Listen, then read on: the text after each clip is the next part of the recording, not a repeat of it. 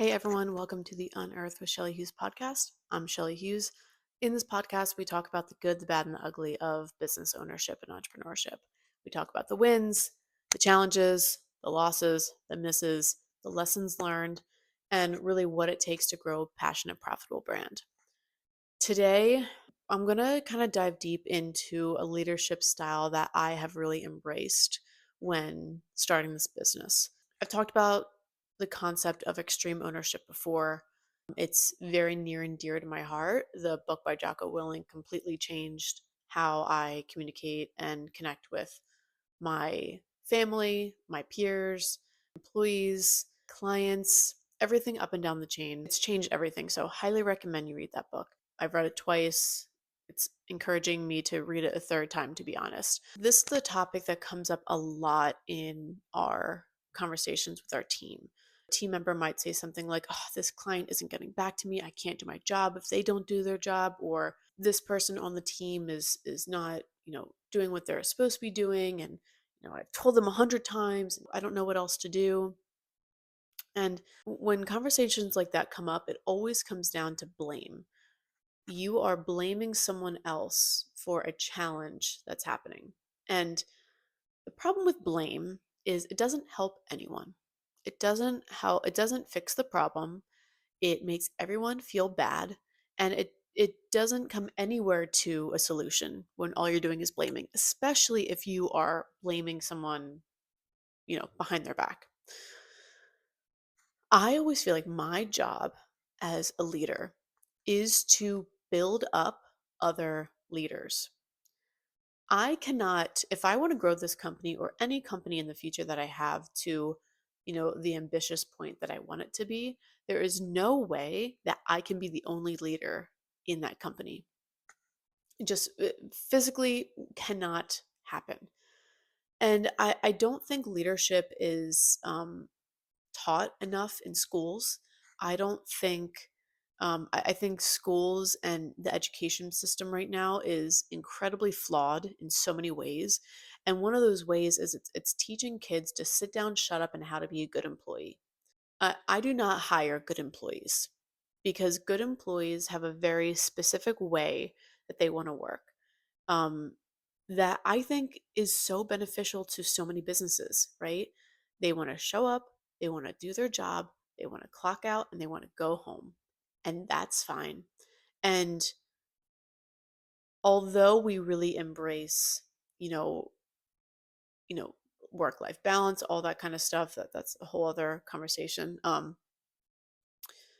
I only hire people who want to lead. Even if they're an entry-level employee and they have no one quote unquote under them, I when I hire people, I always um, kind of qualify how well I think they will do in a leadership position because that's ultimately where I want them to go. And really, I expect a leader, someone even in an entry level, an intern, I expect them to take advantage and learn from the rest of us on how to lead, not down the chain because there's no one below them, quote unquote, but how you can lead up the chain as well. Um, and so what that means is, you know, I always want people to come to me and say, like, you know, I don't want them to blame me for doing things, but I want them to say, "Hey, Shelly, I see this challenge. I have this solution, X, Y, and Z solution. Here's where I think we should go." Right? That's what I expect from everyone on my team. And I think leadership is all about empathy. It's all about communication. It's all about, um, more importantly, always, instead of giving the blame, always taking the blame on every single, even if it's not quote unquote your fault. So if a client is being really challenging and they're not giving us what we need, and some of my employees can get really frustrated. I always say, hey, what could we have done better to help them do their job better as a client?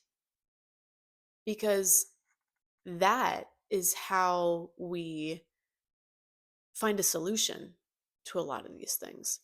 Um, so, my goal as a leader is always to teach the skills of leadership to everyone involved.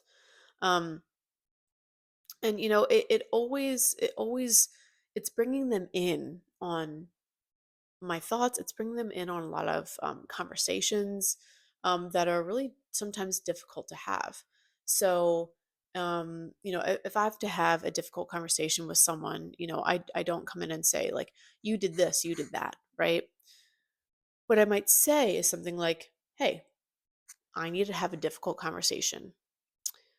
I'm afraid to have this conversation because I'm afraid I might accidentally offend someone involved, um, and it might trigger something accidentally.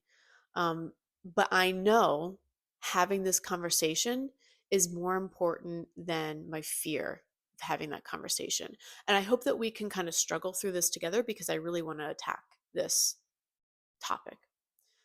And I got uh, I got a lot of those concepts from like Simon Sinek and some of those other greats. But I love this approach to extreme ownership because it's saying, hey, I see this challenge, and it's a difficult conversation, and it might be a difficult conversation because it might come back to me and say, I am not being a good enough leader for you to do your job well. Um, and instead of ignoring it, instead of putting it under the rug or blaming, saying, you're doing this, you're not doing your job well, you better figure your shit out. It's saying, hey, I want to talk about this together. I want to see how we can come to a conclusion and a solution together. Um, and that's why I don't get mad at my team when they make mistakes. I don't even, there has been some big mistakes that's happened in the past 4 years. Um, and I hope my team knows that, yes, I have extremely high expectations. If I didn't have extremely high expectations, our clients would not be happy and I wouldn't have a business, right? This business wouldn't exist because we wouldn't have a high quality product. And I think that sometimes might come off as kind of the bad cop sometimes, right? Because I do have extremely high expectations and everyone knows what those expectations are and I'm extremely clear about what those expectations are. Um but when those expectations are not met, it does not I do not approach that um conversation from anger or disappointment. Um just the other day, there was a quick scare that, something wasn't done for a client that was supposed to be done. Um and I this is what I said. I said, "Hey, so and so, this was supposed to be done. This has been communicated from the beginning." Um and this was with a lot of our team, right? So I couldn't get too deep on this. After this meeting, please send me a message and say, and talk about what your plan is to kind of remediate this, and let's get on a conversation to talk about this. Um, and and I think I never want to lower my expectations. I always say, hey, this is a problem, right? But and it ended up not being an issue. Like things were done the way they were supposed to. It was just a false alarm. Um, but if I were to get on the call with that person, I would say, hey, this wasn't done properly. I thought I gave accurate communication and direction on how this was supposed to be done, but apparently I didn't. Or I didn't give you the tools to make sure that this job was getting done the way that it should have. What can I change, or how can I better our process so that this doesn't happen again? So I'm always taking ownership, and that's the reason that I don't get mad at my team when they make mistakes, because most likely it's my fault that it happened in the first place. And that's a mentality that I'm trying to put into every single individual on my team, from an intern to some of our top dogs, is how can you never give blame but always take blame and say, hey, what could I have done better to make this mistake not have happened? And I think this all comes down to hiring the right people who are open to this mindset. Like I said, typical employees, they are so good at their jobs, and they have such an important spot in, our business culture in the United States. Um, when I hire, and sometimes this is almost to a fault, I hire individuals with a slightly more entrepreneurial mindset. And in the future, will that mean that I lose people to starting their own businesses? Absolutely. What will I lose people to go out and start their own, agencies? Probably. And you know what? I encourage that in a lot of different ways. Um, Obviously, it's not going to be good for me. It's not going to be good for the business, but it's, having that abundant mentality is really important. So when I hire, someone might not come straight out and say, I want to, if I ask them, what do you want to, where do you want to be in 10 years? And most of them will not say, I want to own a business. And that's fine. But what I try to do is hire people with a more entrepreneurial mindset rather than an employee mindset. Because people with an entrepreneurial mindset, they want to lead. They want to go above and beyond. They want to see something grow, right? A lot of times employees, again, they're so good at what they do, but they are so focused on what's right in front of them that, they don't see always the impact that they're making on the growth of the business. Where I think we are such a small business, and such good things come from that, where I want our intern to have the same passion of this business growing and flourishing and helping our clients as some of our big dogs do. Obviously, and every business owner knows this, no one else will care about your business more than you do. So I know it won't be as much as my passion for it, but I in the interview process, I do a lot of things and ask a lot of questions to kind of glean where their mindset is in terms of growth, instead of just, I'm really good at this skill. Some of the questions, and a lot of these questions really relate back to our values. So, and I don't, again, I don't come out and say, like, hey, do you practice extreme ownership in your life? That's not a question I ask. But I might ask a question that says something like, tell me a time where you really, really, really fucked up. You totally messed up, you dropped the ball. What did you do about it? Right? And you know, I love when people open up about when they really messed up. And some of them were some of the stories I heard were really bad. I was like, ugh, that's not good. Um, But what it does, and what I'm looking for, are people to say, hey, this is a story in depth about what happened, and I'm so embarrassed to this day, and I really messed up. And that's really hard, especially if this is an intern or someone early in their career. This is really, really, really hard for them to do, because a lot of times they try, and I did, what I did is you try to overcompensate of your inexperience. Um, and you try to overcompensate with your lack of confidence, to feel like you're overconfident and you can do all these things. So a lot of times you talk about, strengths and weaknesses in interview, and they focus on their strengths. But to get someone to be um, self-aware enough, emotionally mature enough to talk in depth about a mistake that they made, and then um, talking about what they did to take ownership of that, that's really what I'm looking for.